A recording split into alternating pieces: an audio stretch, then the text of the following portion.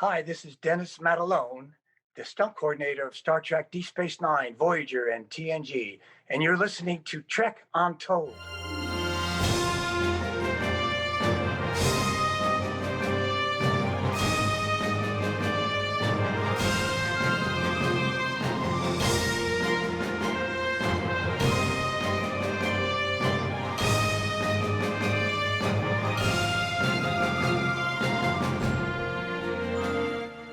Hello and welcome to Trek Untold, the Star Trek podcast that goes beyond the stars. I'm your host, Matthew Kaplowitz. When people think of Star Trek, they typically think of diplomatic relations and long drawn-out speeches, all that kind of stuff. And that's what Starfleet ultimately does. They travel around space, seek out new life and new civilizations, boldly go, yada yada yada. And that's usually the first thing you'll hear in the Star Wars versus Star Trek debate, is the amount of action and that kind of thing. But that debate is typically fallacious because, well, there's plenty of action in Star Trek. And if you want proof of that, well, I think today's guest is going to have it. Today, we're speaking with Dennis Madalone. Dennis has had a long career in stunts, and to call him an expert in the field would be an absolute understatement. And chances are you've seen his face time and time again on Star Trek The Next Generation, Deep Space Nine, and Voyager. Because he not only performed on those shows, but he was also the stunt coordinator. What exactly is a stunt coordinator, you say? Well, they're basically the action directors. They're in charge of the stunt team, and it's up to them to say what can and can't be done when it comes time to do any sort of action on screen, even something as simple as having a glass of water splashed in someone's face. And most importantly, make sure that whatever the stunt may be is achieved in the easiest way possible and also the safest way possible to ensure that everybody goes home and no one's taking a trip to the hospital that day.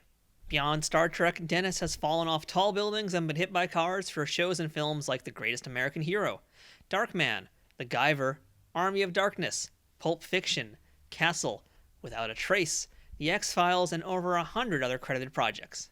And he also became mainstream for a little bit thanks to a certain music video that he made, but we're going to get onto that a little bit later on in this conversation. Don't let Dennis's nickname of Danger fool you. He is one of the nicest individuals you can ever hope to meet, and shared some truly excellent stories today that I know you're going to enjoy. But before we jump into today's interview, I want to ask you if you're following us yet on social media. If you're not, you can check out Trek Untold on Instagram, Twitter, and Facebook, and we update there constantly.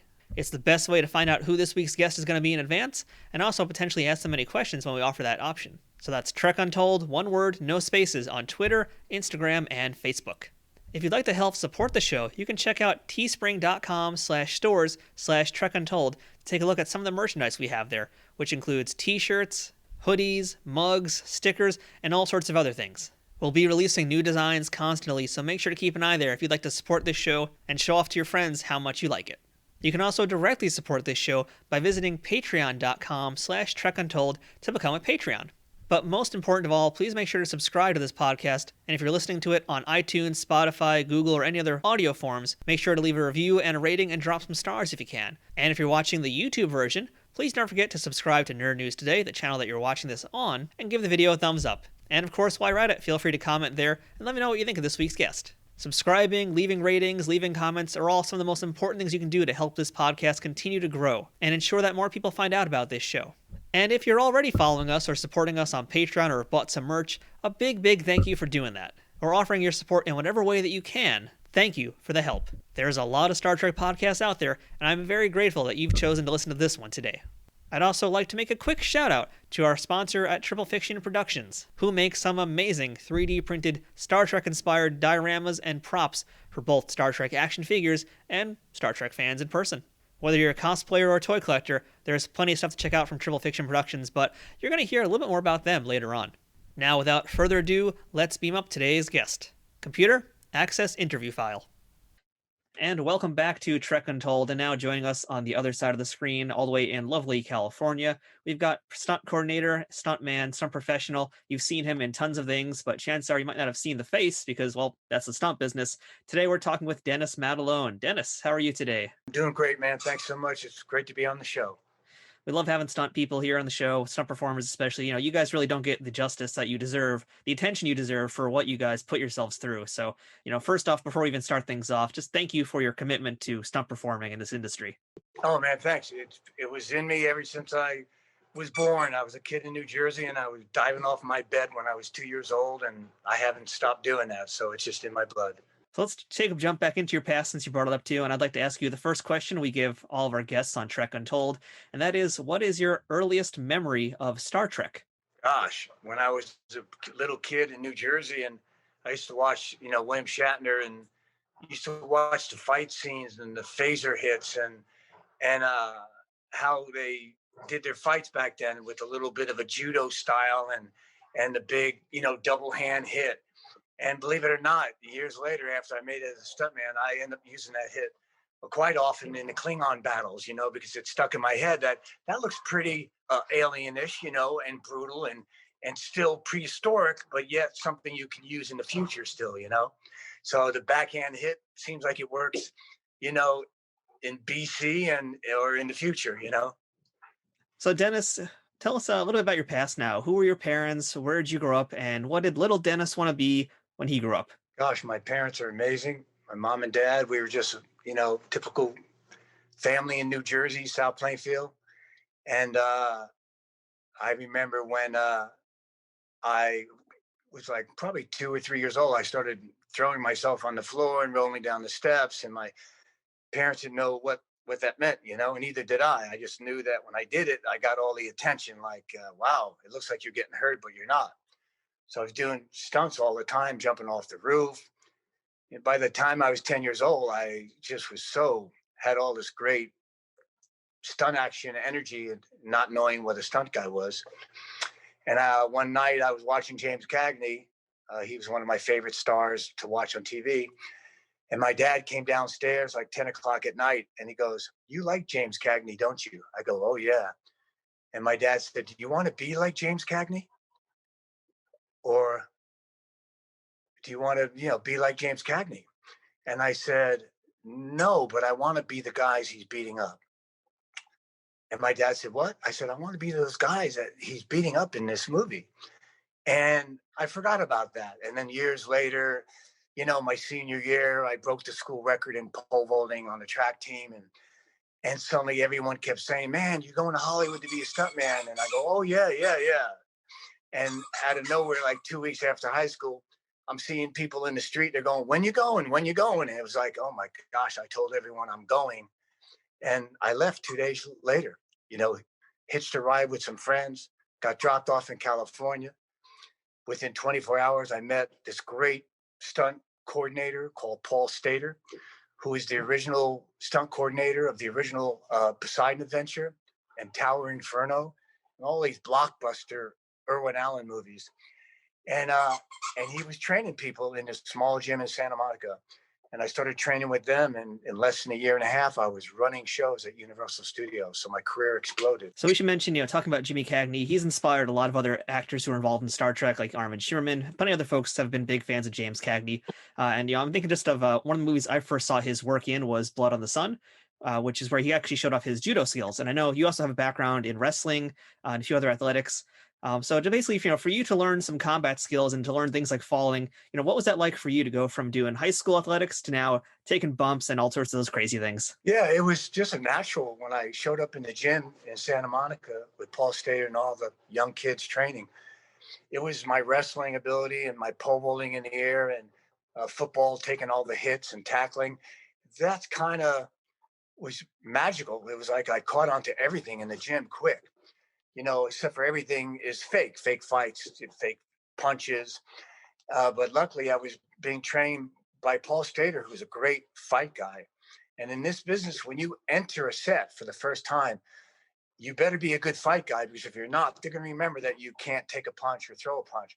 So the one thing Paul did with his kids, me and everyone, he made us great fight people. So when we finally came to a set, we were ready to eat the ground, fly over a table, take a big punch and land on our back. And once you do something like that, I always knew that if I got one job, I could turn that into two and then four, and just keep selling out and eating the ground and making friends, and that's kind of how it is in life. Just perform and be a good person, and good things happen and things explode. So we're talking now 1970s in Hollywood, and things are, today 2020, very different how stunts are set up, how they're put together. But for you breaking into the industry back then, can you kind of paint a picture of what the scene was like? Back in it, gosh, I was like a teenager, and man, it was good. It was like I first started working at Universal Studios, and gosh, the lot was loaded with TV shows galore, Galactica, Battlestar Galactica, and Buck Rogers, and Quincy, and Kojak, and just TV shows everywhere. So when my career exploded at Universal, to me, that was like my high school. Those were my high school years from freshman to senior. And so I always think of Universal as my graduating class of all the people I met at Universal in my first year became my friends still today. It was like whoever I met during that 1 year explosion of my career, producers, directors, actors, my stunt buddies, we're all still together. They became the pack, the cool pack. And so the one thing I found out on the journey of whatever set you go to, it's fun to work and perform and be appreciated and put a piece of crazy art on film, crashing and people loving it. But the real journey is finding some friends that day, friends that are going to be your friends for the rest of your life. And so that's kind of what I look forward to always, even today or tomorrow, will I find a new friend out there, and, always be kind and giving, good things happen, and you find friends that are going to be your buddies forever. Now, for folks who are actually watching this podcast today on YouTube, you guys will notice that we've got a Greatest American Hero t-shirt on Dennis today. And for folks that don't know, there it is. And Dennis was a double for William Katt in that show, and you did some crazy stunts. So let's just talk a little bit about Greatest American Hero, how you got hooked up on that show, and just some memories you have from it. Oh my gosh, I remember I was on the Jersey Shore. We were on strike, 1980, SAG, our union. And so I was off for a month. So I rented a beach house at the Jersey Shore and hung out with my whole family. It was great. And Stephen J. Cannell and Alex Beaton mailed me a script, The Greatest American Hero. And I'm on the beach reading the script, which I've never, ever done again. It was just, and I'm reading and I'm going, oh my gosh, this guy can't fly. And he's crashing everywhere. I said, they better hire an actor that looks like me, because I'm going to double this guy. I want to double this guy. And because I want to do all these crazy stunts. It was like, gosh. And it wasn't supposed to be athletic looking. It was all clumsy, and it was like perfect. So the strike was over. I went back and we started prepping the pilot. And I'm sitting with Alex Beaton, one of the main producers, with Stephen J. Cannell, who my dear friends. The actor walks by, William Katt, walks by the office down the hallway. And Alex Beaton said, that's the actor, William Katt. And he had blonde, curly hair. He was like the opposite of me. Curly, and was long, curly. And I looked at my producer, Alex. I said, are we going to put a long brown hair wig on him so we can look alike? And my producer said, get real. You're going to bleach your hair, you're going to curl it, and you're going to double him. And we all laughed. So I ran in the hallway and I yelled to William Katt. I said, hey, I'm Dennis Madalone. I'm your stunt coordinator. And the first thing he said is, my stunt double is Buddy Joe Hooker, who's a great stunt guy, who I idolize. And I started walking away, and I said, not anymore, buddy. I'm doubling you. And he laughed. And I remember the first time I put on the super suit, I was getting fitted in front of Stephen J. Cannell. And I looked in the mirror, and Stephen was over my shoulder. And he was so proud. He created this super suit, and he created the logo, Stephen J. Cannell, from a stapler that was in his office that looked like this. He gave it to the artist. He says, make the logo look like this old-fashioned, scissors. It was a pair of scissors. And they did. So he was so proud that he created that logo. And I remember I'm looking in the mirror, and Stephen's all proud, like, wow, this is going to be a cool show. And I remember I flashed back. And I went somewhere. I was 10 years old. I'm wearing a red pair of pajamas, and I'm diving off my double bunk bed into the bureaus, crashing on purpose, wearing a Batman cape. And suddenly I'm in the mirror wearing the red suit and a cape, black cape. And I said, oh my gosh, man, what a circle. That was like a circle for me. And we went on and did it. And I just kept putting these crazy stunts together. The craziest one was I had to fly 20 feet in the air and hit a real billboard, and with a real brick wall behind it. So effects set it up so it was safe. But I literally, flew off a, 20-foot truck with a mini tramp, flew in the frame and went like head first, because I wanted this to look like I was flying. I wanted it to look real. And there's a method to the madness. But I flew in, crashed, ate it. The next day, I hear that a story went around that Alex Beaton and Stephen J. Cannell were in dailies watching the crash. And Stephen turned toward Alex when they saw me hit the wall head first. And Stephen said to Alex, I think we just killed Dennis. And they started laughing. ABC, the studio, sent a letter to Stephen saying, what hospital is the stuntman in? We want to send him flowers. But he must have got hurt. And so it was the method behind the madness, doing crazy flying gags and not getting hurt. You know, taking it to the limit, making things look real and cool. But, you know, method to the madness, don't get hurt. You know, we want to get home. So that was cool to do all these things. And then the series went on and I'm flying into everything and crashing. It was like a dream come true. You know, one day we had nothing to crash into. And I said, hey, Kenny, let's go. That's my stunt partner. Said, I'm going to crash on top of your car today. And we did. And so it was just fun to crash land. And that was probably my favorite show ever. I still have the super suit, which is amazing. I still have the jersey top. I saw the highlight reel that you put up on your YouTube channel, in fact, of a lot of your stunts, and I'm trying to figure out like what you did more. Did you crash into walls more, or did you get hit by cars more? I would be crashing into walls, trees, everything. You know, we always phone booths. You know, they built me a breakaway phone booth. I flew into that. They were just great at coming up with great ideas, and then I'd come up with some great ideas, and you know, but it was just. And then it's only toward the end of the 3-year run, I'm thinking, I hope he never gets the directions because I want to keep crashing. And he always crashed. So it was pretty cool. A big part of stunts is making sure that they look realistic, even though hopefully you're not actually being hurt as the person performing these stunts. So I'm curious, back then, what were the precautions that were taken for stunt performers to make sure they didn't get hurt for real, as opposed to, let's say, what the standards are today and how stunt people are protected? Well, for my particular self on The Greatest American Hero, since I was coordinating it, I was my worst enemy, right? Because you start to push the limits. And one time I air rammed in the air 20 feet and I wanted to land on the gas station concrete, chest first. And I did it. And man, I just stopped dead on the concrete and smashed my nose and got cut, bloody nose. I thought I broke my nose, but I didn't. I probably straightened it. And so I was pushing my boundaries. But when I have other stunt people working for me, I don't push them. I create stunts that they want to do, that they're excited to do, that they're not nervous. I want to make it fun. And when I do stunts for other people, I want to be excited about doing it because whenever it doesn't feel right, it's not going to go right. And so it has to feel right. And I tell all the new young stunt people, I said, when a coordinator tells you to do a certain stunt, you should feel excited. You should feel like, oh my gosh, I can't wait to do this. If you're worried about it, don't do it. That means it's not set up right. So, and there's a little man in your heart that tells you this is right or this is wrong. So listen to the guy. And can you tell us some of the other shows that you worked on in the 70s and 80s? Gosh, well, I did a TV series called The Greatest American Hero for the same producers, Alex and Steven. Oh, excuse me, 10 Speed and Brown Shoe. And that was with Jeff Goldblum and Ben Vereen. And we did one season and it was great. It was car crashes and it was the opposite of the hero show, but it was a lot of great, cool stunts.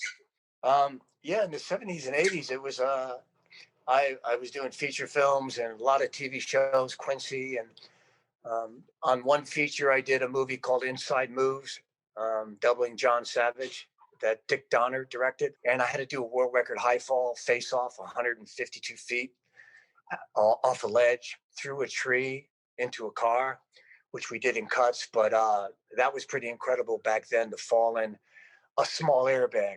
Now they have bigger ones, back then not so big. And so I remember when I stepped on the ledge and I'm ready to jump, my airbag looked, about this big, like a matchbook or something. And I remember looking at my guys down below, they look like little ants. But I wasn't nervous, but I had a great team and I couldn't wait to jump. I remember I stepped on the ledge because they said, we're rolling. and I stepped on the ledge, and there's like 2,000 people in LA looking at me, and just people in the streets waiting for this crazy guy to jump. And suddenly the AD grabbed me and said, "Don't jump. We got a camera jam." So I stepped back out of the ledge. They're rolling. And then suddenly all the people in the streets of LA are booing me. Boo, boo, oh, you scaredy cat. How you could hear them, they're screaming. It was like, oh my gosh, I never experienced. I got like a crowd that's mad at me because they thought I chickened out or something. I don't know. And so I knew, like, AD says, "What do you want to do?" I said, "Roll cameras." And they're yelling and screaming and really being wild. And I stepped on the ledge, and all I did was this. And I did this. And man, you could hear a pin drop. They respected the crazy guy, that's going to jump. And within 3 seconds, I was off that ledge because I knew I better jump as fast as possible because these guys may start to boo me again. And I remember coming off the airbag.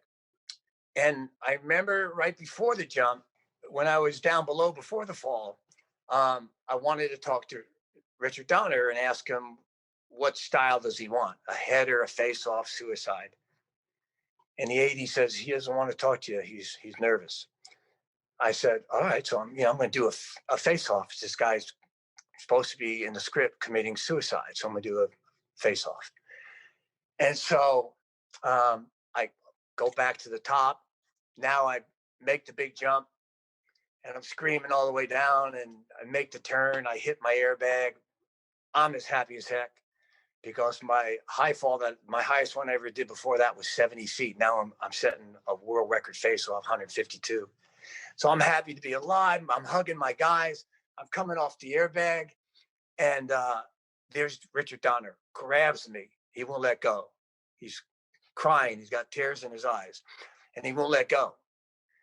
And he's just hugging me and hugging me, hugging me. And what it was I found out a week later, the reason why Richard Donner didn't want to talk to me, he had a dream 2 days before that the stuntman was killed doing that high fall. So he was scared. He was scared to meet me. And so he hugged. Now I know why he hugged me so tight, because he was happy. And I said, and I remember after we pulled away from each other, I said, "You want me to go do another one?" He goes, "No way." That's a print. And so it was pretty cool I didn't know who Dick Donner was at the time. I was so young and naive of all the famous directors. But that was, and then I found out 2 days before the fall, he was throwing dummies out the window of that building because he didn't want the stuntman to do it because of his dream. But the dummies looked so bad that he bowed to, them hiring me. Since then, he's had so many great high falls in his movies. I don't think he's nervous about it anymore, One of the things I found out about you when I was doing some research was I found a video clip of you on YouTube in 1978 where you were being interviewed by Johnny Carson, which has got to be like an amazing experience. And not only were you interviewing Johnny Carson, but you got to literally blow up Johnny Carson. And we're not talking about, today how kids talk about blowing up. We're talking about having a post go viral on social media. No, Dennis, you literally blew up Johnny Carson. Yeah, being on Johnny Carson was crazy. I knew a secretary that knew the producer of the show. And she said to me, "Oh my gosh, you're doing all these crazy stunts. You're working everywhere. You should go on Johnny Carson show." And I said, "Get me an interview." And she got me an interview with the main producer, Fred Tatasciore. And I sat with him and I said, "Hey, we can put Johnny Carson on an air ramp and I'll blow him up into a pad." And the producer goes, "Oh, this sounds great. And okay, we'll ask you all these questions, how you got in SAG." And so this was Wednesday. I get a call on Wednesday afternoon saying, "We talked to Johnny, he doesn't want to do it." And I said, "When are you seeing Mr. Carson next?" They said, "Tomorrow morning, Thursday morning, we have a meeting."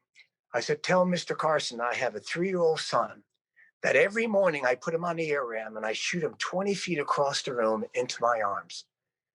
And we laugh and we giggle and we have breakfast. We do it every morning. That's how safe this is." They tell Carson that. he tells them, book Dennis. That was it. And that they booked me within 24 hours. I was on that Friday night. Of course, I don't have a son, and I would never do that to a kid. So, but I knew I could do this with Johnny and keep him safe, and I wanted him to be confident. So, and that's it. I got on the show, and when we did our interview and all that, and when we got out there, I noticed that the crowd would laugh every time I would make him nervous. So I kept making up all these jokes and making him more nervous and nervous. Where finally he was so nervous, I said, I better blow him up now because he's really getting nervous.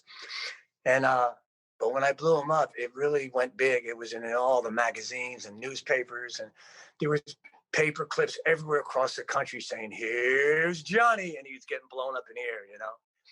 And so my career already was amazing. It just made it more recognizable, you know, to the public.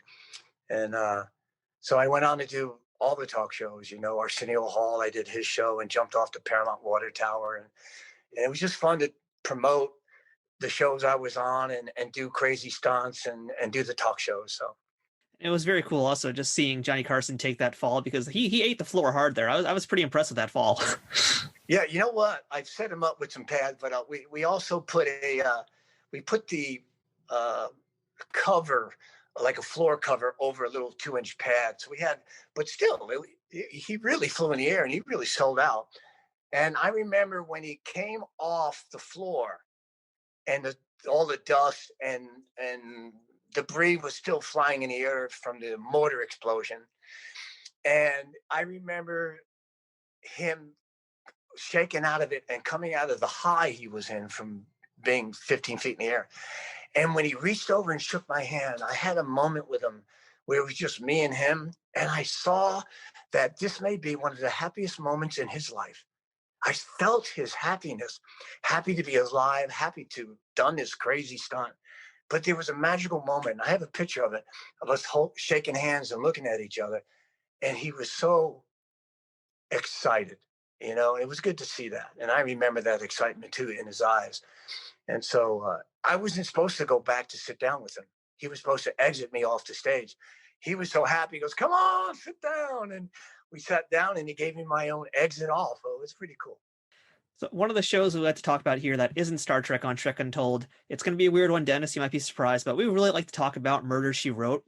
And I know that you were doing stunts in the 2003 movie. I think it was called The Celtic Riddle. So I'm just curious, do you have any Angela Lansbury stories for us today? Oh my gosh, you know, I got to coordinate one of those episodes, and it was that one. I performed on some of them, but I actually got to coordinate that particular episode, and it was the last movie of the week she did for Murder She Wrote. And what an amazing soul! I'm so glad you're talking about her. She was so amazing. She reminded me of all our amazing grandmas, really. And her energy was great. She was probably 80 something, and she was so sweet and nice to me and my wife Linda that came on the set. She was signing autographs for people. She sent me like 12 autographs in the mail also to give to family members. So in a way, I was in awe of her amazing soul and her iconic career she's had. And a lot of actors I'm not in awe of, but I was, you know, I don't normally ask actors for autographs, but I did with her. But she was so, I don't know, family. She was so sweet to everyone on the set, you know, transportation, craft service. She was just an amazing soul. That's probably why she worked for 70 years, because everyone wants to be around her. She's such a sweet lady. It was such a privilege to actually do one of those with her. And I wish they would have did more, because it would have been fun to be around her even more.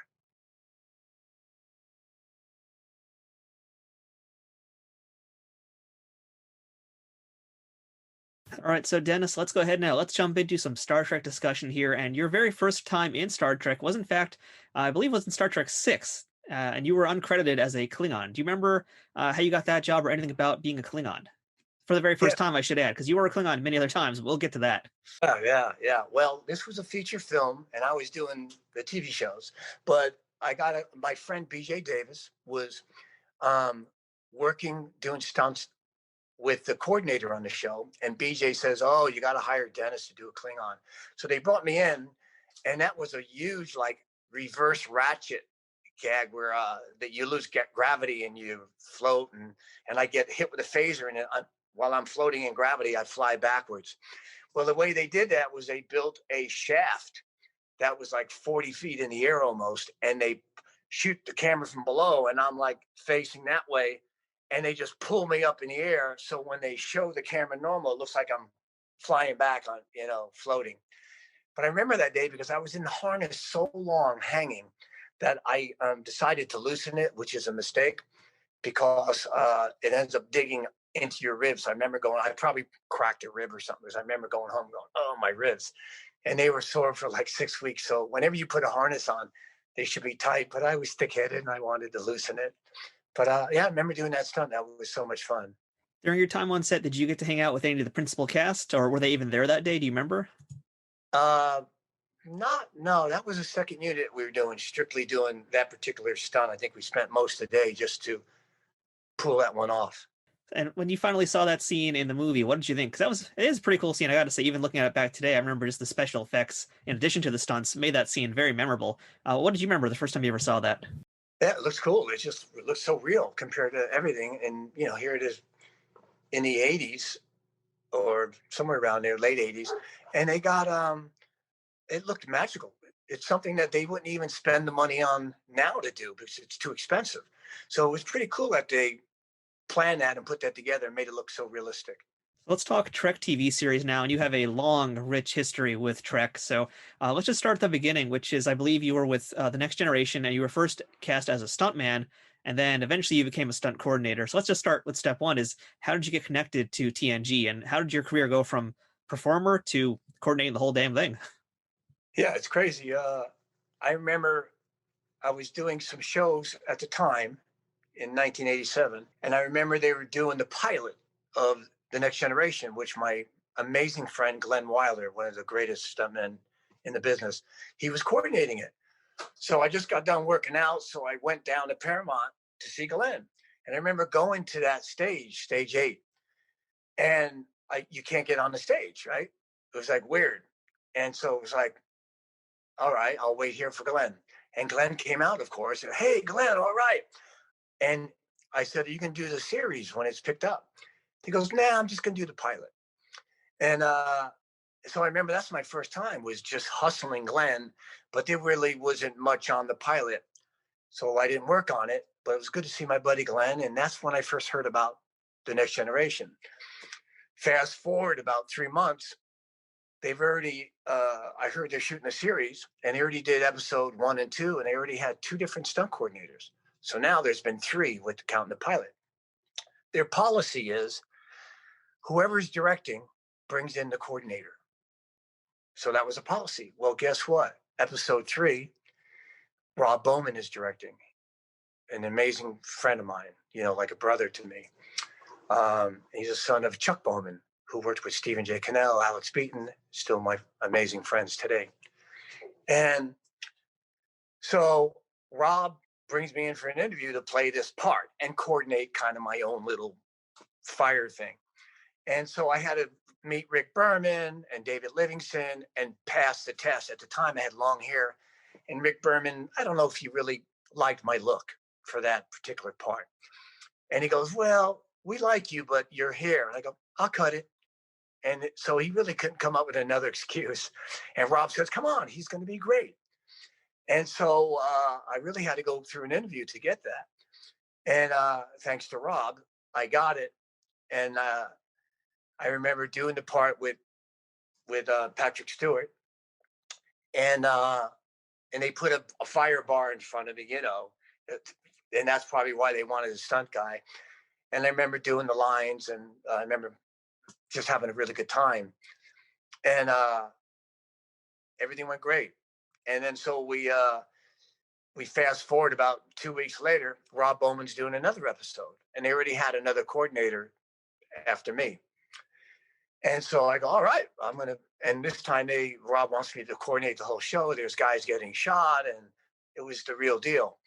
So I brought in my team, Kenny Lesko, Chris Doyle, Tom Morgan, all these great stunt people that I grew up in the gym with. And we kicked butt, we boom, getting blasted, thrown around, beat up. It was like perfect.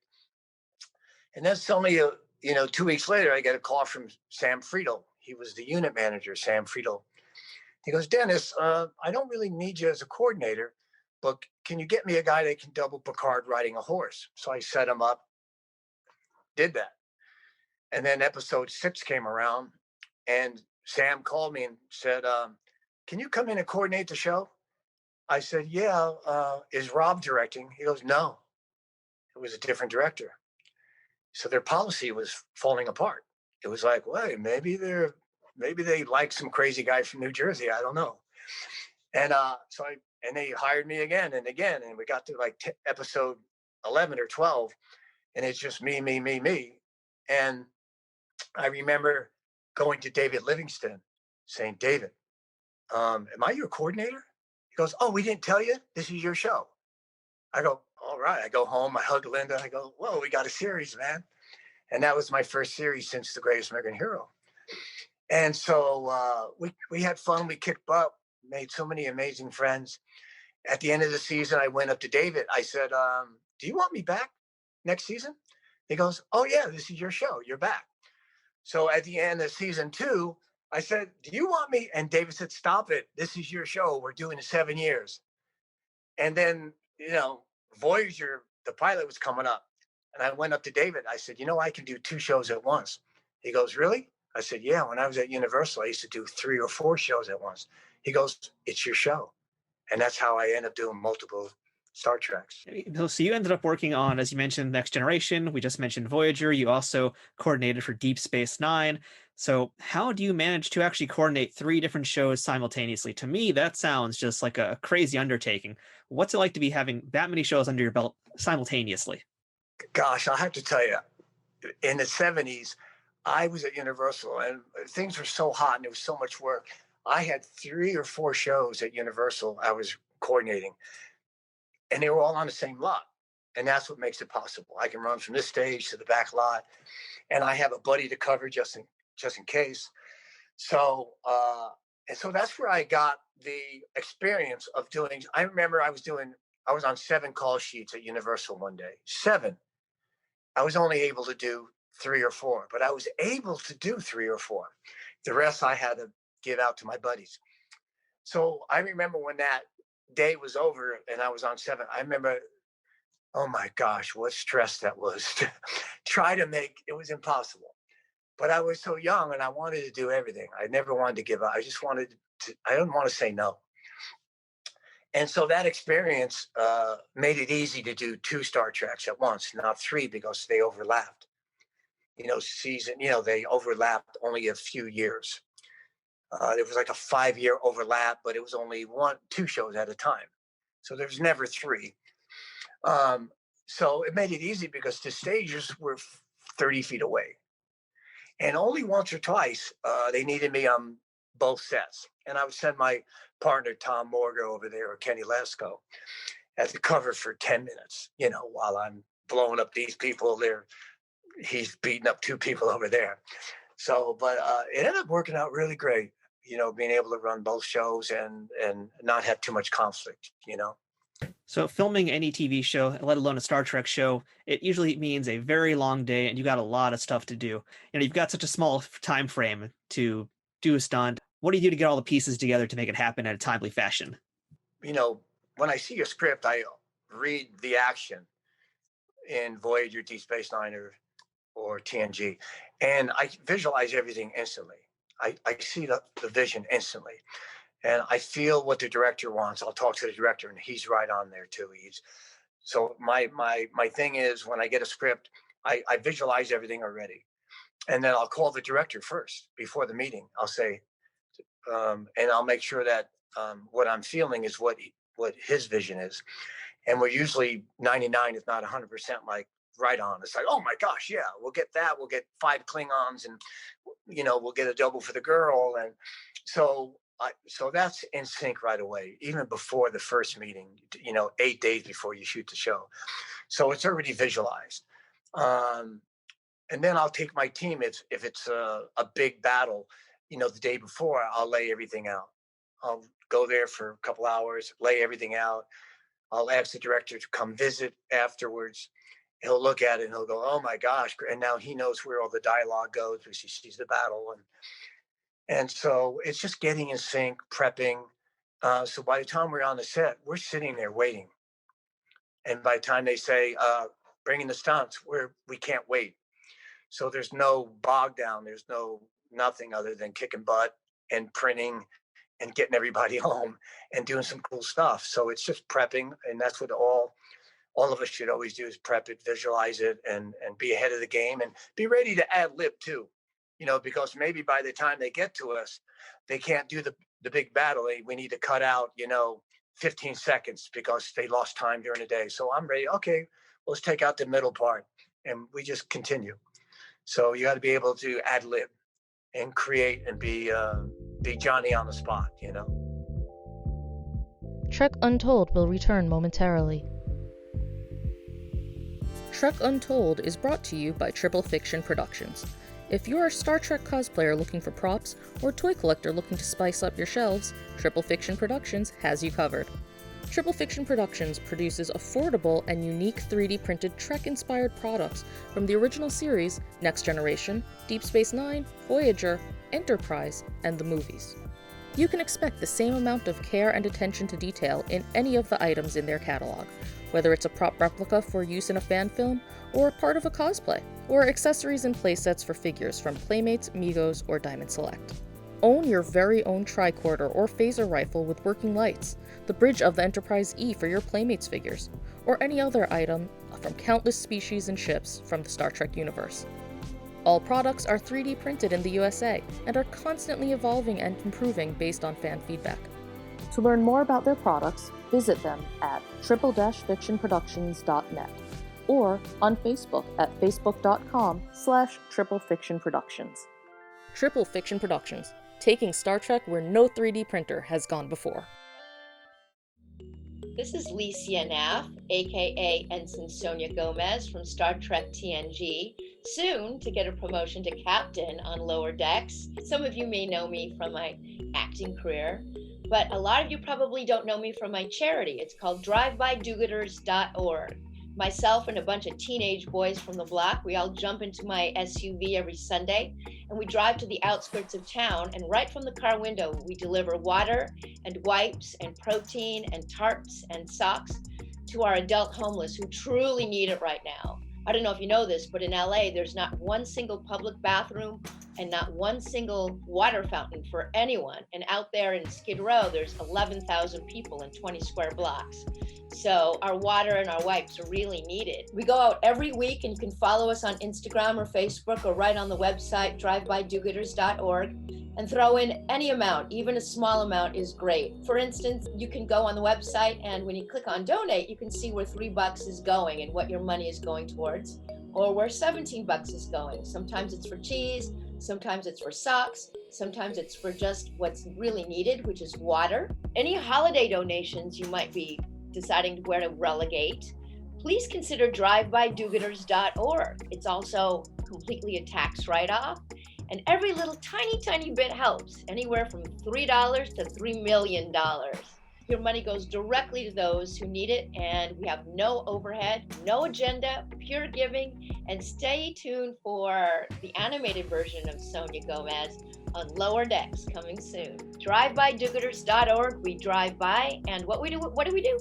We do good. Thanks so much. Hope to see you at my website. Bye. We now return to Trek Untold.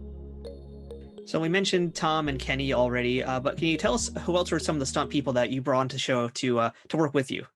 Oh gosh, Irving Lewis, Mark Riccardi. These are two people that we grew up in high school and middle school with. So when I made it in Hollywood, they called me up, Mark Riccardi, Irving Lewis. They said, "Oh, we want to be stuntmen too." They came out and they lived with me, and they blasted into the business. So those are my two best buddies from my hometown. Irving Lewis was sitting with his wife in Plainfield, New Jersey, when I was on Johnny Carson, and he told his wife, "That's my best friend." And she said, "Sure he is." And a week later, he comes out to California with his wife because I said, "Come on out." And his whole life changed, from, whatever was going on in New Jersey to being a stuntman. which he still is today, and Mark Riccardi. Mark Riccardi went on to double John Travolta for 10 years when John was hot doing all the features. And Irving Lewis doubled Ben Vereen and so many other amazing stars. Yeah, it was pretty cool to have it affect. I mean, one thing when I came out as a kid to New Jersey, I really affected my town. I wanted, every time I got on a talk show, I would mention South Plainfield, New Jersey, the Tigers. And I'd always want to, maybe the reason why I've done well in this business is because I always felt like I was doing it for my mom and dad and for my home, my town and everyone that I loved in New Jersey. So maybe it was easy to do because I was fighting for them too, you know? Because sometimes if you battle and you fight for yourself, you may not go the mile, but you'll go the mile when you're fighting for everybody else. So maybe that's what made everything so achievable, because I wanted to do it for them, you know, make them proud, you know, so. Yeah, we haven't really even talked that much about your parents yet. I'm just curious to know, how often did they watch your shows? Do they know how to pick you out when they were watching anything that you were in? Oh my gosh. Yeah. They're just like, I remember I did, my dad, I remember I flew to Florida to do a Diana Shore show to do a world record motorcycle jump. And they put my dad on the talk show. And so my dad got to be on the show. And my mom, you know, she always called me her shining star, you know, and she meant that in a beautiful way, not the star way. And so I love my mom and my dad and my whole family and my wife. And so I've got great family values. And I think that is something that keeps you grounded to earth, you know. But my mom, yeah, I always, my mom passed away many years ago, but I always feel her with me, and I always trying to make her proud and do amazing things. But yeah, when I first started breaking into business before my career really exploded, I would send her pictures and she have it in the Courier News in New Jersey, you know, Dennis is a star, you know, and all I did was get shot in a show for 2 seconds. And so she was just proud and always promoting me and put me in the newspaper and telling everyone I'm on TV tonight, Channel 8, you know, so Channel 7 and 8 o'clock. And so, yeah, it's pretty cool. So I want to ask about all the different aliens that you played, because you did so many. But before that, I want to ask about the different times you've had to wear a Starfleet uniform, because on this show, we've talked to a lot of actors who've had differing opinions on how the uniform feels. And I'm very curious to hear your thoughts on it, because not only are you wearing it to perform, you're wearing it to take punches, get shot, take falls, do whatever stunt you're going to do in that day. So tell us about wearing that uniform and whether or not it was stifling to you or if you had no problem with it whatsoever. The Starfleet uniforms are cozy because you got to remember, I used to wear Jem'Hadar, you know, Jem'Hadar uniforms. Man, they were like 30 pounds of rubber and a rubber head, and they're like a wetsuit. And we'd go out at 118 degrees in a rock quarry to do a battle scene, and it'd be 140 in the suit. I mean, it was like, so whenever we wore a Starfleet uniform, it was like a gift. It was like, oh, wow, this is a pair of pajamas. This is cozy. But I remember playing so many Starfleets, mainly on probably a lot on TNG and a little bit on Voyager, but on Deep Space Nine, I was playing so many Starfleets. I was putting a blonde hair wig and a red wig and a brown wig, and I remember our executive producer Ira Bear coming up to me and said, "Oh man, that was great. That was great. I had a I don't know, black wig on that. That was great." And then suddenly I'm wearing a blonde wig and I'm playing a different Starfleet. And he walked on the set and I'm waiting for them to say, "Dennis, you're being recognized. You're playing Starfleets everywhere getting killed." He walked on the set and I just played a brown hair Starfleet guy that got killed on the other episode. And he sees me with a blonde wig. He goes, "Don't tell me. Your cousin?" I said, "That's right. I'm the cousin of the guy with the blonde." And he just laughed and giggled. But they never told me, stop playing Starfleets because the fans may recognize you. They trusted me to do the right thing and hide as much as possible and keep using. But when you're Klingons and all that, you could do all you want. But as Starfleets, I probably used up as much as possible getting on film, playing all these crazy guys. Yeah, you mentioned that you were a Jem'Hadar. You've also been a Klingon. You've been a Cardassian. You've been a Borg, a Breen, a Bajoran, a Ferengi, a Kazon. I'm going to stop because we'll be here all day if I don't. But for you, which was the most difficult alien to play and most difficult to do stunts in? I'd say the Jem'Hadar, because we had the episode where we had to go in that rock quarry, and I purposely wore the suit and the headpiece. I knew it was going to be hot. It was so hot. It was the hottest it ever was in California in history. We were in a rock quarry and we're wearing the Jem'Hadar.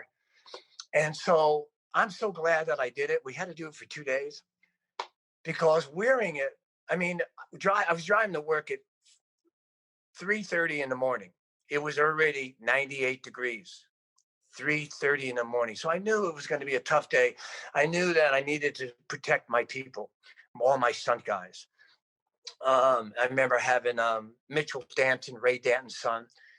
He's a stuntman. He was wearing it. So I'm glad I wore it. And because when we stepped out of our trailers at 7 a.m. and we're all dressed up, you could see the rubbery flames going past our eyes. It was so hot. It was already 115 degrees, but the suit was already melting and the headpiece.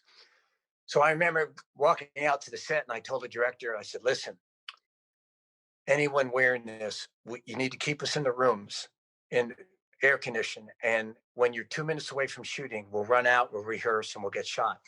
So they did that for us because we couldn't last more than 5 minutes out there because even the crew were wearing, tank tops and shorts, and they were going down.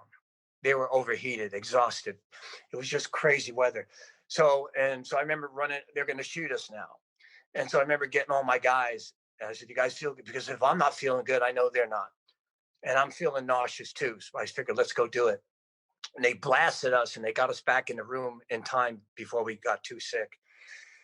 And I remember we wrapped, and the next day I brought back all new stunt people because I knew that those guys couldn't take it. And I didn't. I wore the suit again.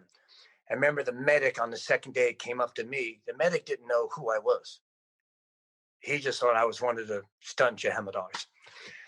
And the medic looked at me and looked at my eyes, and I was ready to go down. I didn't tell him, but I was ready to go down. And he looked at me and goes, "You're done.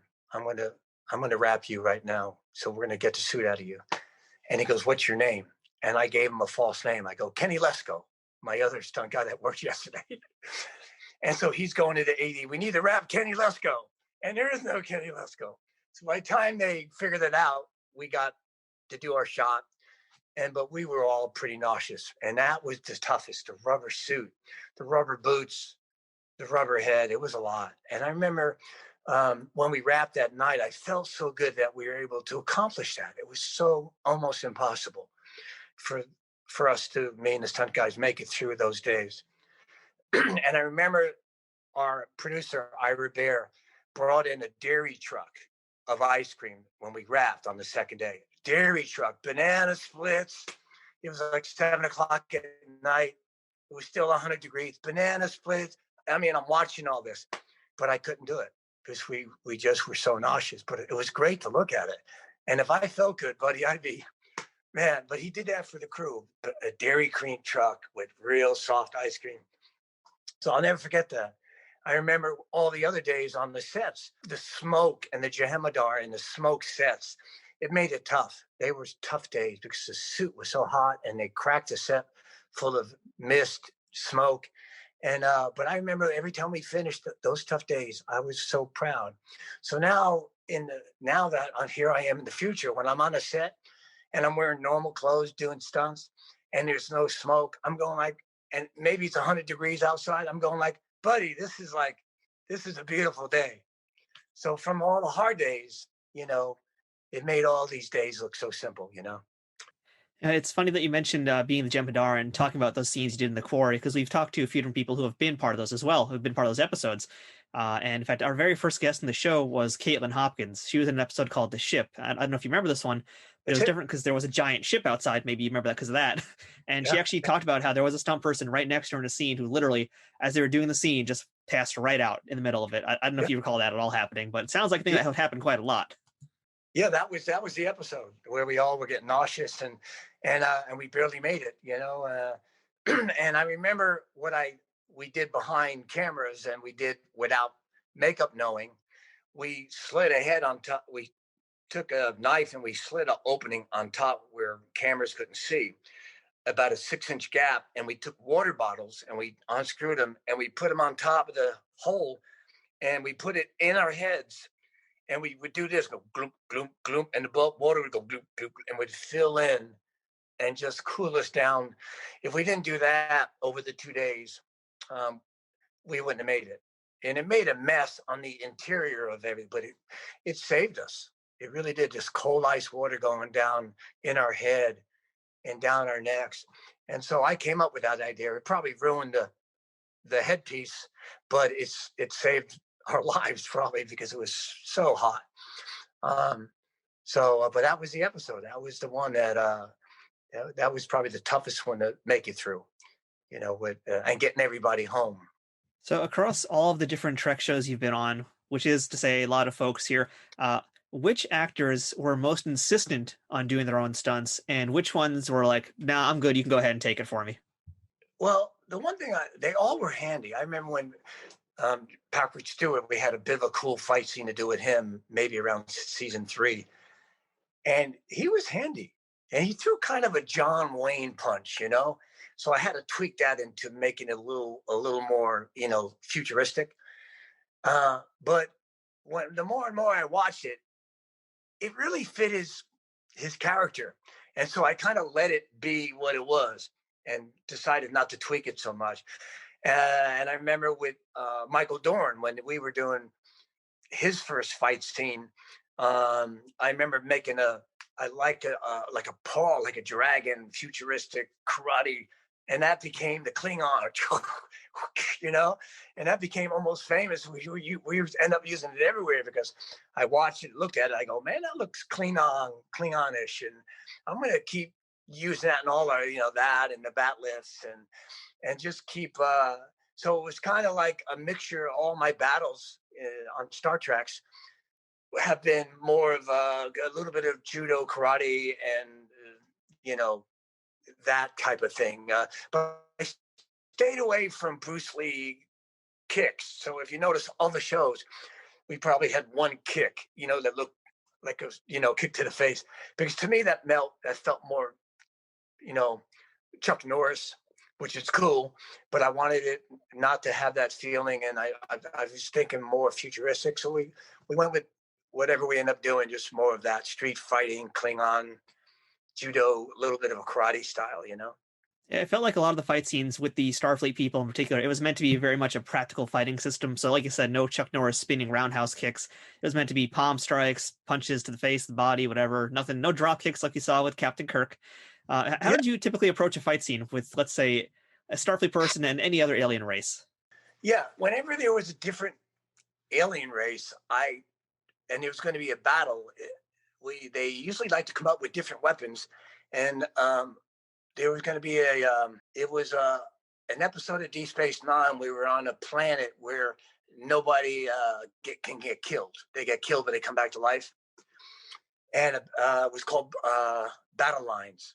I went to Tom. I said, Tom, create me a weapon that where it's like, you know, where we can club a guy on the head and then use the other end and spear him. And so Tom put a softball on the end of a stick, you know, and then on the other, he put a jagged, you know, wicked looking thing. And so Tom made a prototype and taped it, and we made it, and we looked at it and we go, man, this is cool. And we've never done that before, but we know that Dan Curry has come up with the bat lift.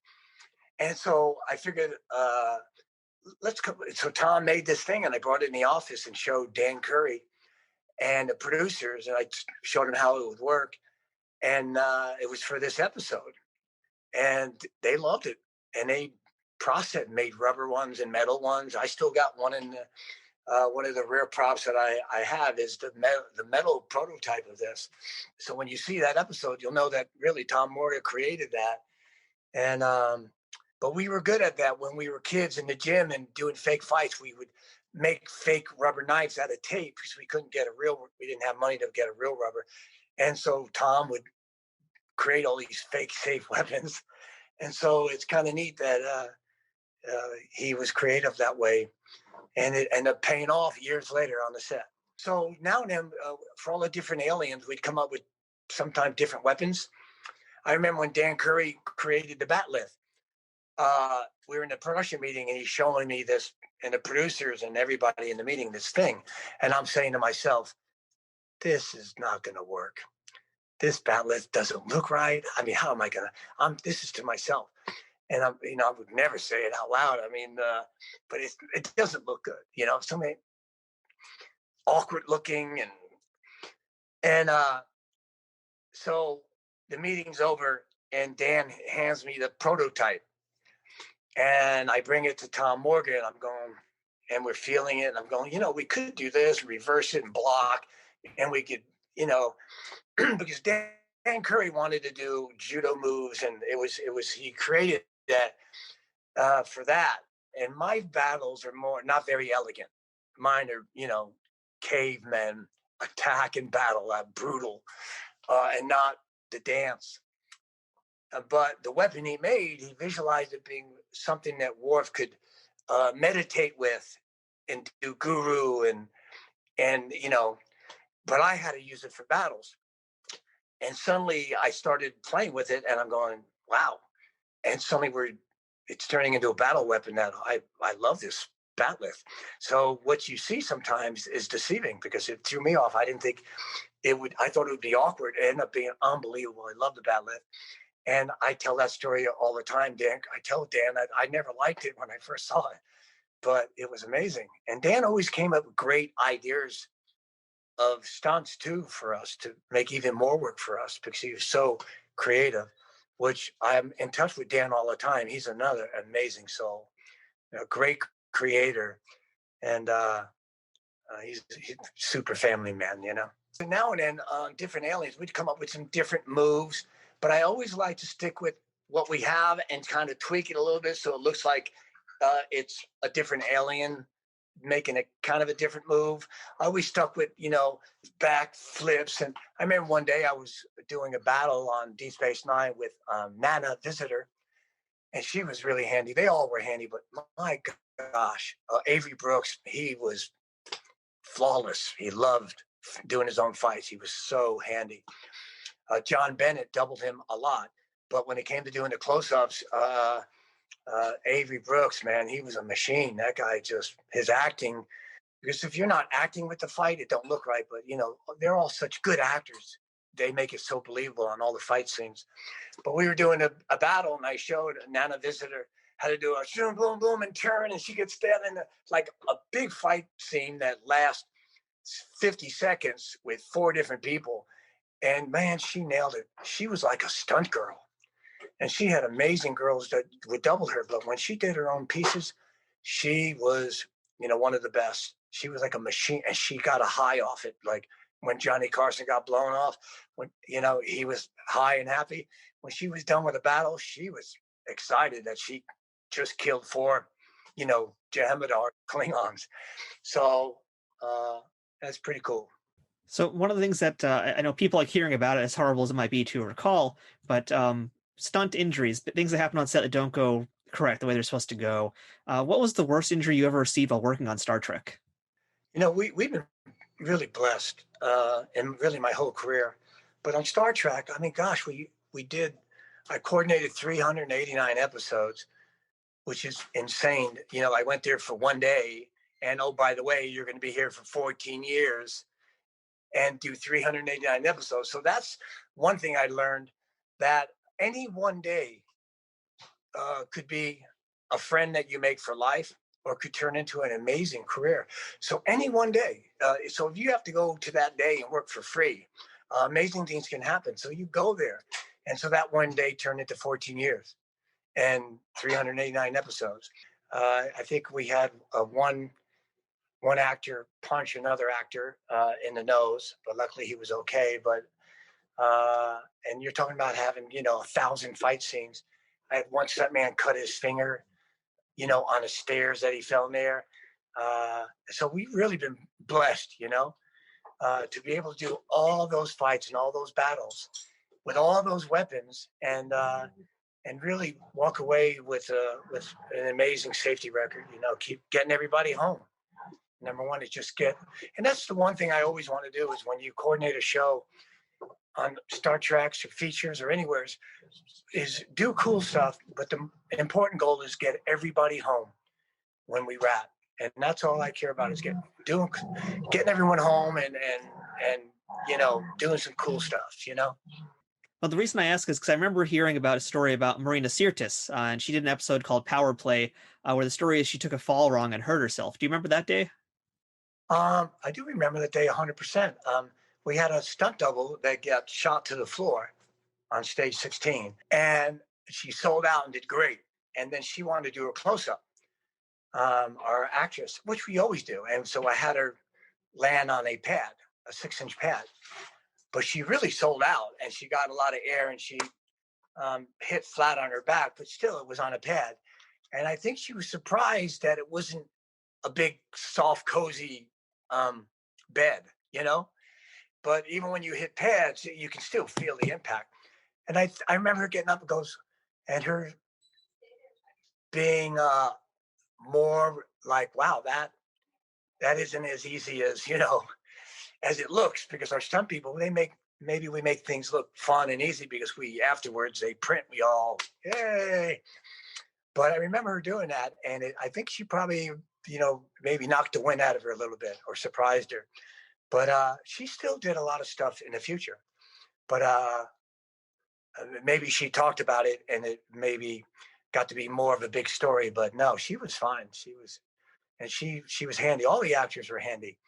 And they really all loved doing their own little bits and pieces, So for yourself personally, what was the most intense stunt you ever did on a Star Trek show? I think one of the coolest ones was in the beginning, season 1. And it was Heart of Glory, where it was toward the end of the episode and the Klingons shot 2 security guards. And then one Klingon went to into the ship and got shot by Worf and fell through the engine room, through one floor, down through another, and hit the bottom floor.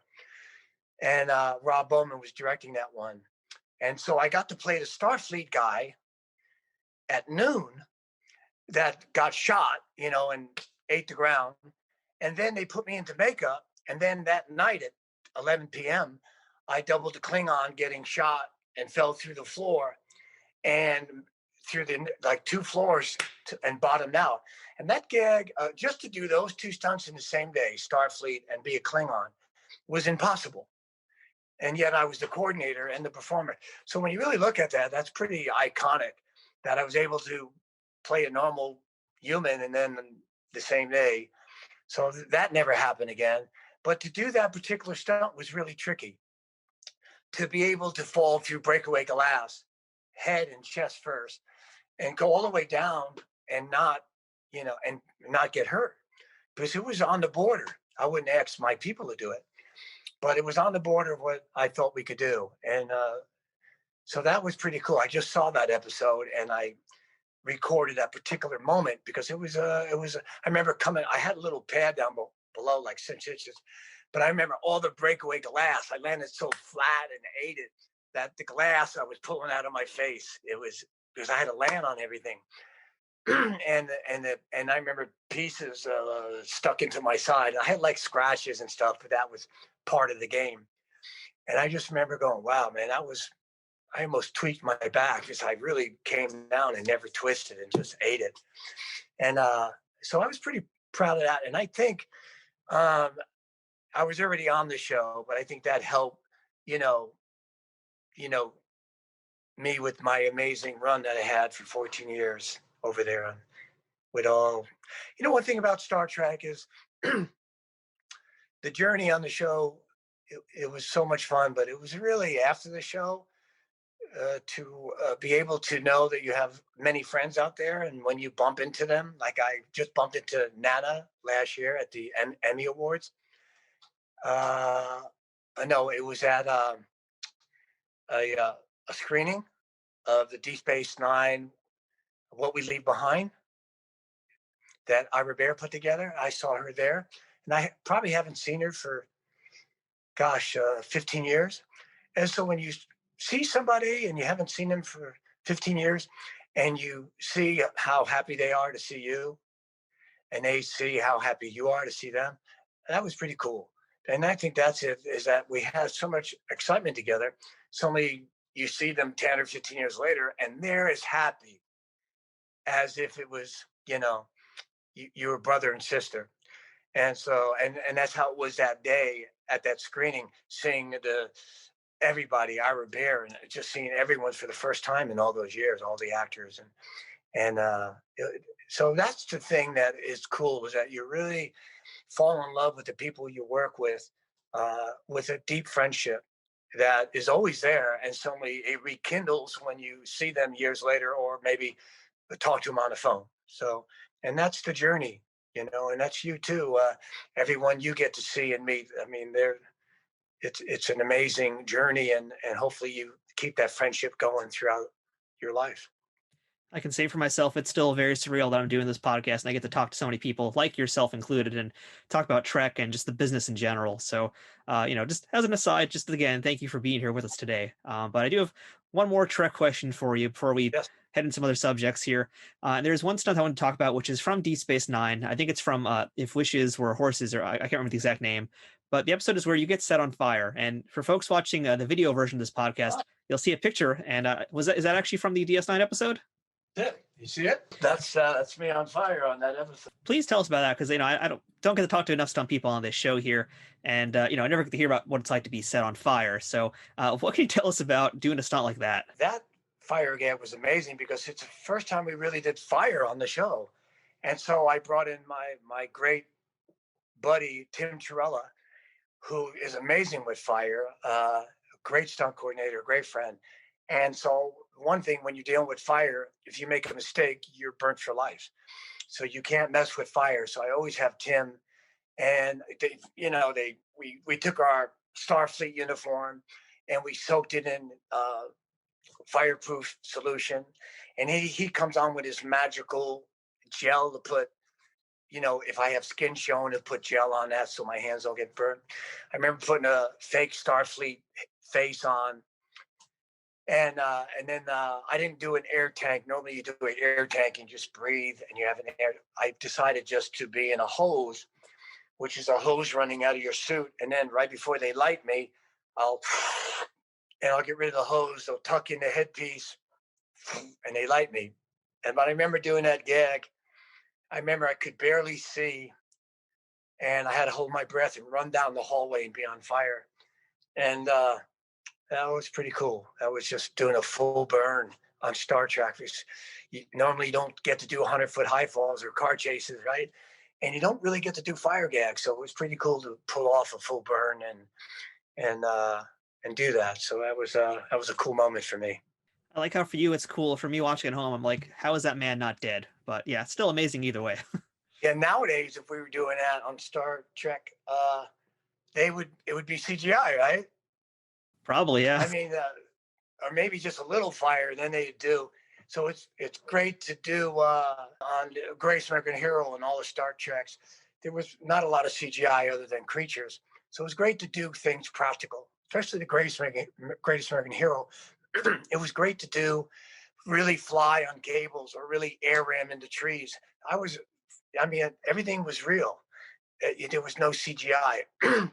And I remember seeing some movie come out about 10 years ago, and it was a guy that was flying, crashing into stuff. I'm going like, it was all CGI. And it was cool. And I said, if we ever did a feature film, Greatest American Hero, we would do CGI, but I would give them real practical crashes that people could really feel at home and know that was real. That's not CGI. So, as somebody who's been in this stunt industry for as long as you've been in and as prolific as you've been in, what is something that you wish you knew when you were starting out that you would tell a stunt person today who's just beginning in the industry? If we all could know what we, you know, now what we know that we didn't know then, it wouldn't be about the business. Because I would have done the same thing. And I always been telling people the same thing that, so I wouldn't have done anything different in this business. I would have done the same thing, uh, which is passionately love what you're doing and don't ever think of the money because I never knew you could even make money. And when I got my first check, I was like, holy moly, I can pay my rent. This is crazy. I can eat 2 meals a day instead of one. I didn't know. And so the passion and the drive and humble, just keep being that person in this business. And that's why I tell I remember for years, new stunt people would call me and I'd tell them the same thing. They would say, oh man, I could use some work. I haven't paid my rent. And I go, oh man, you guys are lucky. And they go, what? I go, these are the best days of your life. You don't have rent money. You don't have food money. I mean, so when you finally do pay your rent and you do eat, it tastes good and it feels good. Those hunger days are who you need to be all the time. Always be hungry and passionate. And I'm still that way today. I love being on a set, and I won't eat all day, and then I haven't eaten today yet because I love being hungry physically and mentally. Because when you finally do eat, it tastes good. And I'm not some king up there that eats 24 hours a day. He can't taste the food. He's just eating and throwing up and eating. It's good to be hungry in life, and it's good to be humble. And those things go a long way. So now we're doing this interview at the tail end of 2020. The COVID pandemic is still quite a big thing across the country and around the world. I'm curious now, how has COVID, or how do you think COVID will affect the stunt industry moving forward in Hollywood? That's a good question. I was ready to prep a movie about 3 months ago. In fact, I was prepping it, and there was a big fight scene where two actors would grab each other and roll on the floor and then get up and fall over a desk and knock the computer and back on the floor. And um, and what happened was I said we need doubles for that, and the producer said that's great because we there's no way we could do this with actors with the COVID thing. And but in a way, there's no way back then you could safely do it with stunt people, right? Hugging and breathing on each other. But now everything is so safe. They're making things safe. Things are shooting now. Uh, I'm sure next year it's going to bust open, but they're making it safe. They're testing actors and stunt people 3 times a week on the set. The crew's being tested. There's areas everyone has to wear a medical mask, gloves. So there's ways of, continuing doing the movie industry and just be extra safe. And there's going to be a time where two stunt people can't wear the mask and they have to fight and choke each other and do all the fake stuff. But they're going to be tested that to make sure that they're good to do it. And that's what you have to do is just keep the testing going until this virus goes away. Keep everybody safe.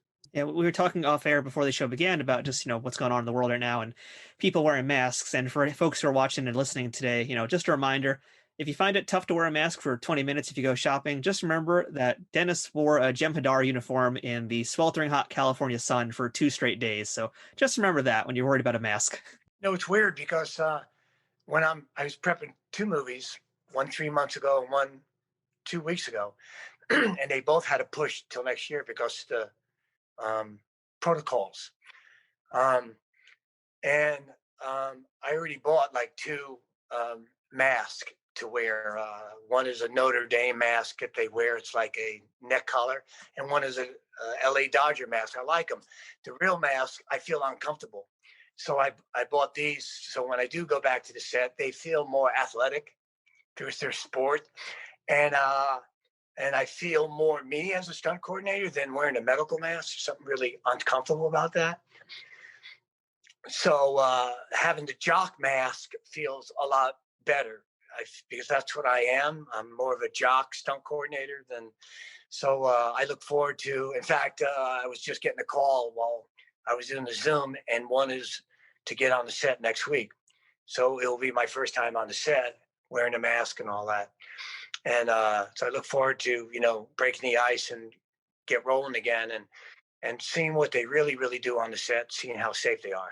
Yeah, I hope all the best for you when you get to that set and hope everything Yep. is safe and all the precautions are taken. So, Dennis, one other thing I got to talk to you about today because it's the thing I think maybe folks might know you best for, surprisingly, and that's when you made a music video called America We Stand as One. This thing went viral before I feel like going viral was even a thing. So, tell us a little bit about America We Stand as One. Gosh, the song "America We Stand as One." It was 9/11 happened. It was devastating. 3 days later, I was still just so devastated. I picked up my guitar. I sat here in this room right here. I sat on the floor, and there was my German Shepherd. Her name is Puppy Junior, Honey Honey. I started playing this song that I was writing during that summer, and suddenly that song turned into "America We Stand as One." All these words and lyrics came in, tweaked and changed everything, and this it's just ripping out of me, and tears are falling down my cheek, and my German Shepherd Honey is howling in the air, and my wife came out of the shower with a towel on her. She's crying because she heard something, and that's never happened before. And this message that came out of nowhere, every word that came out at that moment, I wrote down and recorded within an hour. I called my friend Stephen Pisani, just a great super friend and singer, and he recorded it on my acoustic, every word that came out at that moment, and I sent it to a couple big music producers, Bob Kulick and Billy Sherwood, and I sent them the demo, and they called me like within 10 minutes of them hearing it, and they said, "We need to record this."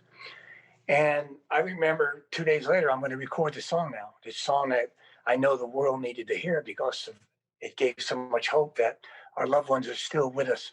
But I needed to record this song because it had so much meaning and hope for the world at the time, that the message that our loves and our loved ones are still with us in a different way. So I remember 2 days later, I'm going to record it with Bob Kulick and Billy Sherwood. And I never recorded the song before. I remember going out that night to record it and stepping in front of my house and looking up into the sky by myself and saying, "Gosh, I hope I'm brave enough to do this and to enter this world, because I know the world needs to hear the song, but I know how much it's going to take, how much passion, like it was to be a stuntman. I know I have to give it so much, and I know the work ahead of me is going to be challenging." So I prayed for the courage to actually go in my car and go to that studio and enter that music world. And we did, and walked in there, and I laid down the track and everything, and there was something special. These guys had platinum albums hanging everywhere, and yet I'm in this different world with the song that needed to be heard. And they heard that this had some magic in it that gave people hope.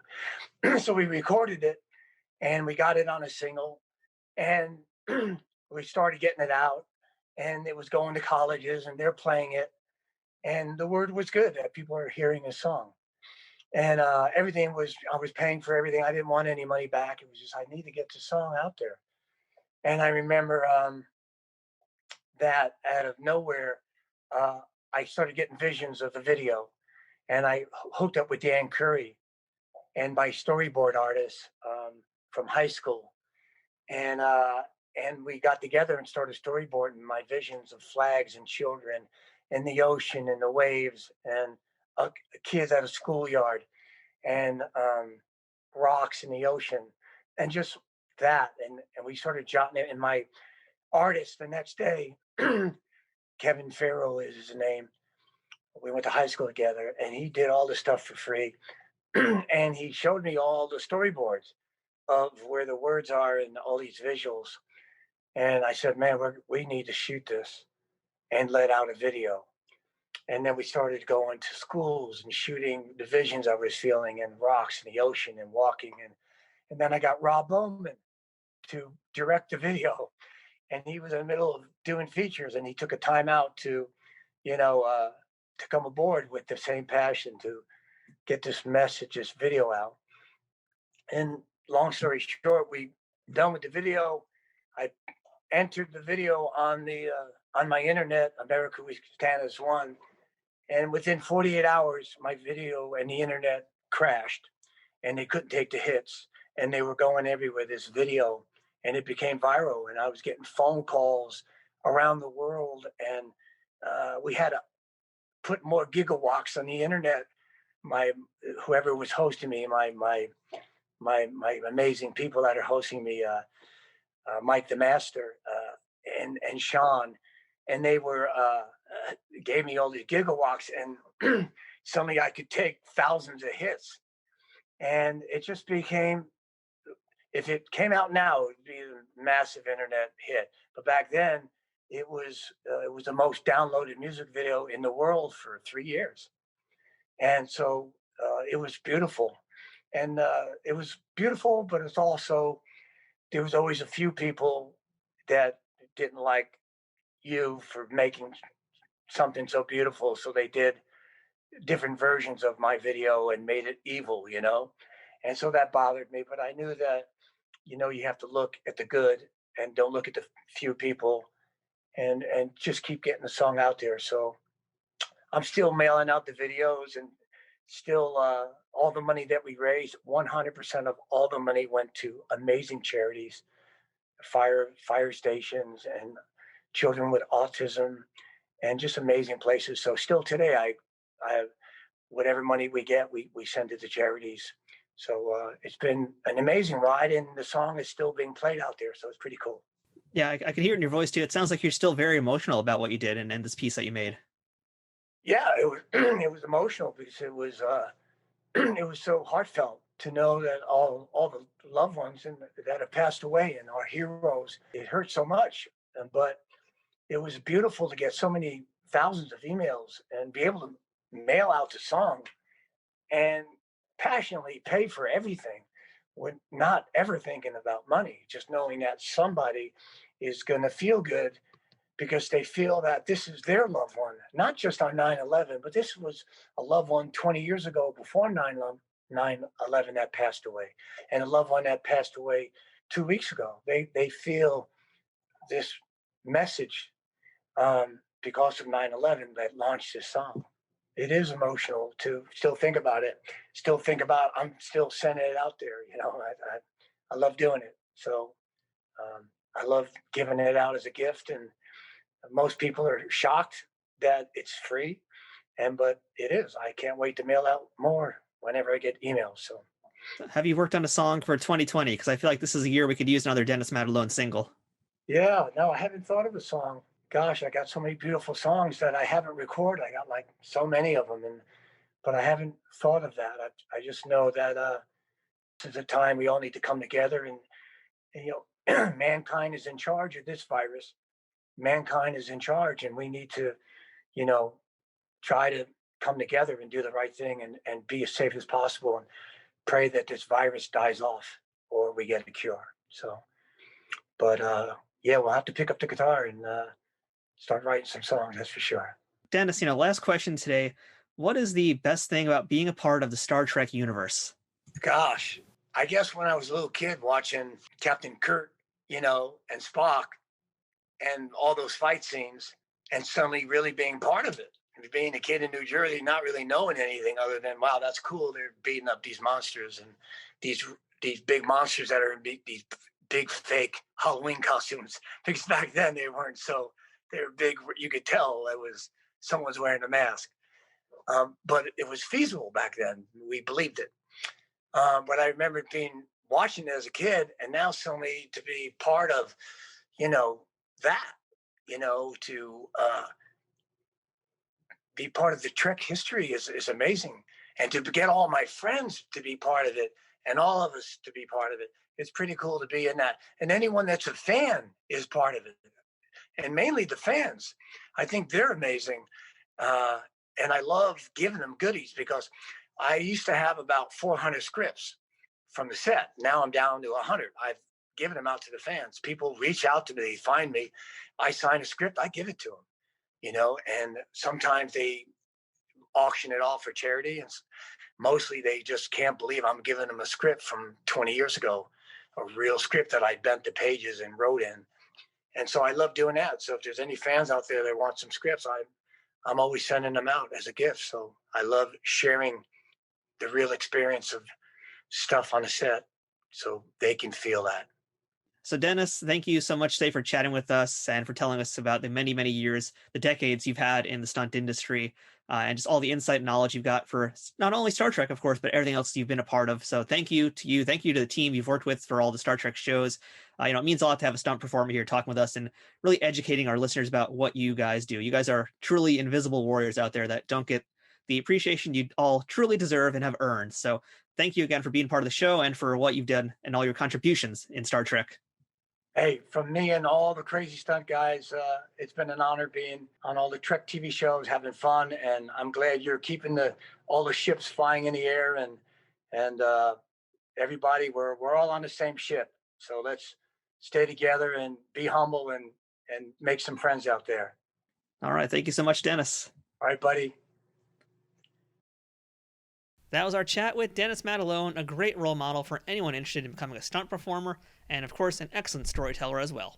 And as a fun side note, if you ever take a good look at the Star Trek Voyager episode Projections, there's a moment when the crew manifest is being looked over, and if you pay real close attention, you might just notice that Dennis Madalone is listed as a Starfleet officer. So how about that? It wasn't unusual for Dennis to play a Starfleet officer or a Bajoran trooper in any given episode of Star Trek. Usually a no-no for a stunt performer since you don't want to have your face burned on screen, as they say. But clearly some exceptions were made for Dennis and his many, many cousins, but there is one particular performance of his that's worth noting. One of Dennis's recurring characters as a stunt performer was a character listed as Terran Marauder on Memory Alpha. You could see this character pop up in several of the DS9 Mirror Universe episodes, as this rebel was part of Mirror Benjamin Sisko's terrorist cell, and appeared in crossover, Through the Looking Glass, Shattered Mirror, and The Emperor's New Cloak. He seemingly survived the entire story arc, so hopefully that Marauder one day found peace as the universe came to a nice, wonderful, happy ending, or at the very least, put his knife skills to some better uses. Delta Quadrant sushi chef, perhaps? Thank you for listening to this week's episode of Trek Untold. If you aren't already, please make sure you're following us on Twitter, Facebook, and Instagram at Trek Untold. And if you'd like to watch the video version of this podcast when available, make sure to check out youtube.com/nerdnews today. And don't forget, you can also check out teespring.com/stores/Trek Untold. Check out all the Trek Untold merchandise we have, or consider supporting us on patreon.com/Trek Untold. Any contribution you can make helps keep this ship running at optimum power. But even just listening to the show and telling your friends about it does a pretty big thing for us too. So please leave a rating and review if you're listening to this in the audio form, or give the video on YouTube a thumbs up and sub to the channel. There's no wrong way to help Trek Untold out, so whether you're just dropping a review, giving us ratings, or if you're able to offer us any support monetarily, we thank you so much for doing that, and we also thank you for again choosing to listen to Trek Untold. Once again, thank you to our sponsor, Pulp Fiction Productions. If you'd like to send us some feedback, suggest a guest, or ask to be booked as a guest on this show, or provide a sponsorship opportunity at Trek Untold, please email me at trekuntold@gmail.com. I'd love to hear from you and hear your thoughts on what you thought about this week's episode and our guest. I'm Matthew Kaplowitz, this has been Trek Untold, and until next time, fortune favors the bold.